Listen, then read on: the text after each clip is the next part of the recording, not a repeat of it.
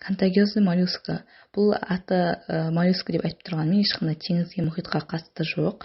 Бұл вирустармен шақырылатын, тері арқылы, науқас адамнан тікелей, тұрмыстық заттар арқылы, сүлгісі арқылы, ал балаларда бассейнге түсу арқылы жұғатын ауру болып табылады. Ал үлкен адамдарда сирек кездеседі және ол жыныстық қатынас арқылы жұғады. Бұл контагиозды моллюска негізінен қызғылт түсті болып, күмбез тәрізді болып денеде шығады. Дененің барлық жеріне шығуы мүмкін, тек алақан мен табаннан басқа жерлерде шығады. Көбіне ешқандай емді қажет етпейді, өздігінен жазылады. 2 ай мен 9 айда кетуі мүмкін, кейде 3-4 жылға дейін сақталады. Ешқандай ауырсыну тудырмайды, кей жағдайда ғана аздап қышыну болуы мүмкін.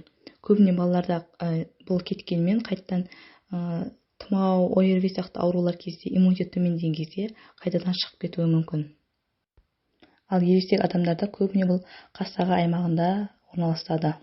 Негізгі емі крем мазьдар жағу арқылы емдеу немесе хирургиялық жолмен, лазермен, электрокоагулятормен күйдіру арқылы емдеуге болады. Балаларда жиі 1 жас пен 10 жас аралығында кездеседі.